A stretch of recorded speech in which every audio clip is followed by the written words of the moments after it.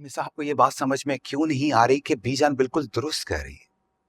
इतना बड़ा फंक्शन हो रहा है, इतने सारे लोग आ रहे हैं, अगर उसमें महक भी आ जाएगी तो क्या फर्क पड़ता है। और महक वरीशा की माँ है और वरीशा इस घर का हिस्सा है। मुझे तो ये बात समझ में नहीं आ रही कि बीजान महक और इस घर से जो उसका रवैया रहा है सब कुछ भूल चुकी हैं क्या वो? पहले हमारी खुशी में कभी खुशी से शरीक नहीं हुई, तो आपको क्या लगता है कि हमारी खुशी में अब वो दिल से शामिल होगी?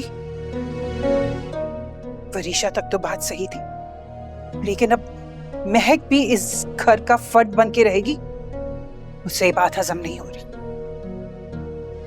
सच पूछे तो मुझे हैरत हो रही है, आपके लहजे में किसी के लिए इतनी नफरत पहली बार सुन रहा हूं मैं। बात नफरत की नहीं है, मैं नहीं चाहती कि मेरे बच्चे की खुशियों में कोई भी बुरा साया पड़े। ये कैसी बातें कर रही हैं आप? इतनी पढ़ी लिखी खातून होने के बावजूद आप इतनी जाहिलों वाली बातें कैसे कर सकती है? किसी का बुरा साया? फॉर गॉड सेक महरुनिसा, महक बदल चुकी है, उसे अपनी गलतियों का एहसास हो चुका है। और ये जो वक्त की लाठी होती है ना, ये बड़ों बड़ों की अकड़ को तोड़ देती है। समझ रही हैं आप? हो सकता है महज हमारी गलतफहमी है। अगर उसको अपनी गलतियों का एहसास होता ना, तो वो अपनी बेटी की परवरिश में ध्यान देती, लेकिन उसने तो उसमें भी वही नफरत घोली है जो हमेशा से उसके अंदर थी। अब मुझे समझ में आ रहा है, ये जो वहाज के दिल में वरीशा को लेकर नफरत है ना, वो आपने डाली है। कैसी बातें कर रहे हैं आप? मैं ऐसा क्यों करूंगी? मैंने कभी ऐसा सोचा भी नहीं है किसी के लिए। वही तो मैं सोच रहा हूं, इतनी नफरत, इतना जहर कहां से आ गया आप में? खैर, ये बहस फजूल है, होगा वही जो बीजान ने कह दिया, बस। कभी कभी हम रिश्तों का लिहाज रखने के लिए ना सारा जहर अपने अंदर उतार लेते हैं, फिर खुद तो मर जाते हैं लेकिन दूसरे को जिंदा रखते हैं। लेकिन मैं आपको एक बात बताऊं, अगले को फिर भी एहसास नहीं होता दूसरे के खुलूस का, उसकी कोई कदर नहीं होती। ये मेरी बात याद रखिएगा, महक उसी में से है।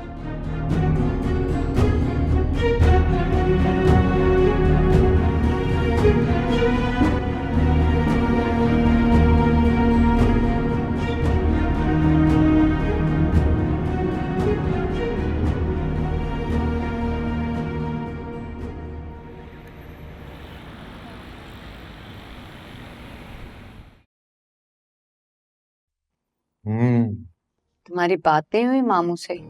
नहीं, उन्होंने कहा था कि बुलाऊंगा, लेकिन अभी तक नहीं बुलाया। लेकिन अब क्या होगा? परसों से तो तुम्हारा ऑफिस है बेटा।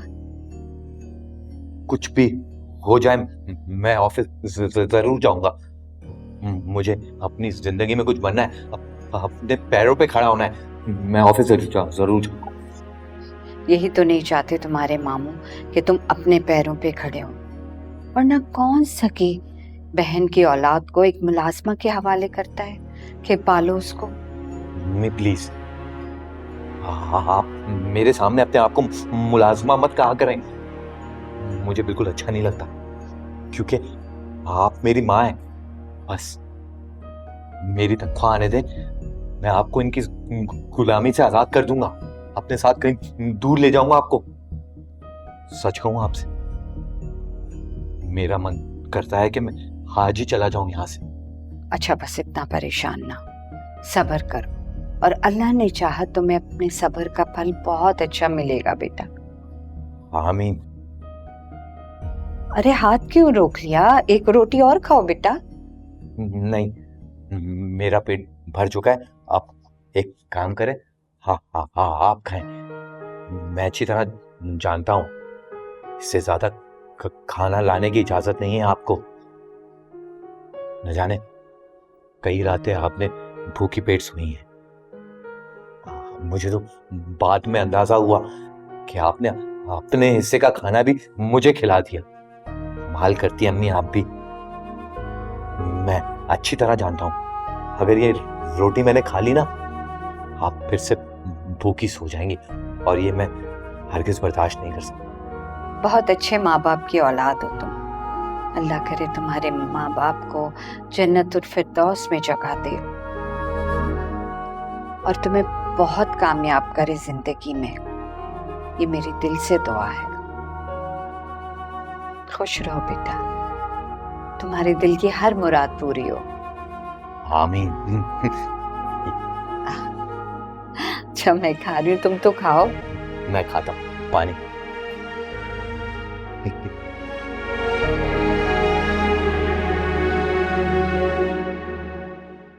खाना खिला दिया, आइसक्रीम भी खिला दी, सनसेट भी दिखा दिया, बीच पर भी ले आया, लेकिन मैडम का गुस्सा है कि उतर ही नहीं रहा है। भाई पता नहीं क्या कर रहे हैं। अभी मैं अगर एक थर्मोमीटर लाके लगा दूंगा ना और वो लाकर यूं माथे पे लगाऊंगा तो उसका पारा भी फट जाएगा। मैं इस वक्त बिल्कुल भी किसी मजाक के मूड में नहीं हूँ आज। तो मुझे कह रही हूँ, मैं तो मजाक कर ही नहीं रहा। क्या हो गया है यार? अच्छा लिसन टू मी, एक काम करते हैं, मॉम से बात करता हूँ, उनसे कहता हूँ कि ये मंगनी की फॉर्मेलिटी में पड़ने की क्या जरूरत है, सीधा सीधा हमारा निकाह करवा दें। मैं और तुम इकट्ठे दुबई चले जाएंगे, ट्रैवलिंग की ट्रैवलिंग, हनीमून का हनीमून। मुझे नहीं चाहिए ऐसा हनीमून। वहाँ आज तुम्हारा इस ट्रेनिंग पे जाना वहाँ जरूरी है क्या? प्लीज मत जाओ ना। शिफा क्या हो गया, क्यों बच्चों वाली बातें कर रही हो? याद है तुम्हें, तुमने यहीं इसी बीच पे खड़े होकर मुझसे एक बार क्या कहा था कि तुम्हें मेरे और अपने रिलेशनशिप की सबसे अच्छी बात ये लगती है कि हम ख्वाब देखते हैं और उनको मैनिफेस्ट ऐसे करते हैं जैसे वो ख्वाब नहीं हकीकत, वो सच में हमारे इर्द गिर्द। ये ट्रेनिंग मेरा ख्वाब है।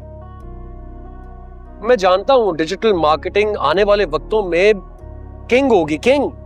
अगर मैं ये ट्रेनिंग करके आ गया तो हमारा बिजनेस, मुझे कोई भी नहीं रोक सकेगा। और क्या तुम नहीं चाहती हो हमारी फैमिली सिक्योर हो? और अगर तुम ऐसे उदास रहोगी तो मैं जाऊंगा कैसे? अगर चला भी गया तो मैं जाकर ट्रेनिंग कैसे करूंगा? और वैसे भी यार 2 महीने की बात तो है सिर्फ। 2 महीने वहाज, तुम्हें पता है 2 महीने कितने ज्यादा होते? तुम तो वहां बिजी होगे। अच्छा फिर ऐसा करो कि तुम वादा करो, तुम जल्दी आने की कोशिश करो। Promise me. देखो शिफा, सच्ची मोहब्बत होती है ना, वो वादों की मोहताज नहीं होती। जिन्होंने साथ नहीं निभाना होता वो कस्में खा के भी भाग जाते हैं, पर जिन्होंने साथ निभाना होता है कोई भी वादा किए बगैर सारी जिंदगी साथ रहते। तुम्हें इतना भरोसा तो होना चाहिए ना मुझ पर, मेरे प्यार पर। क्या भरोसा नहीं है? मैंने ऐसा कब कहा? फिर क्यों ऐसे कर रही हो? अरे ये 2 महीने का वक्त क्यों चुटकियों में गुजर जाएगा? एक्सक्यूज मी, चुटकियों में? हाँ। तुम वहां पे बिजी होगे और मैं यहाँ पे सिर्फ बोर होंगी और कुछ भी नहीं। देखो मेरे सामने ज्यादा एक्टिंग नहीं करो। तुम उदास हो ये बात मैं समझ सकता हूँ, लेकिन तुम बोर हो जाओगी ये मैं नहीं मान सकता हूँ, क्योंकि मैं जानता हूँ तुम्हारी वर्कशॉप बहुत अच्छी चल रही है, राइट? और उसके अलावा मैडम, मैं ये भी जानता हूँ कि आपने एक बहुत बड़ी डील स्ट्राइक कर ली है। मुझे तो ये यकीन है कि मेरे वापस आने से पहले ना यहाँ पर लिखा होगा शिफा टेक्सटाइल मिल और तुम होगी वहां की सीईओ। बटरिंग कर रहे हो? Sort of. नहीं मजाक करो, क्या हो गया? बहुत प्रैक्टिकल हो, तुम्हें बहुत दूर जाना है। वो देखो वो जा रही हो तुम, वो देखो देखो देखो, देखो। अरे जा रही हो, वो देखो तो सही अपने आप को देखो।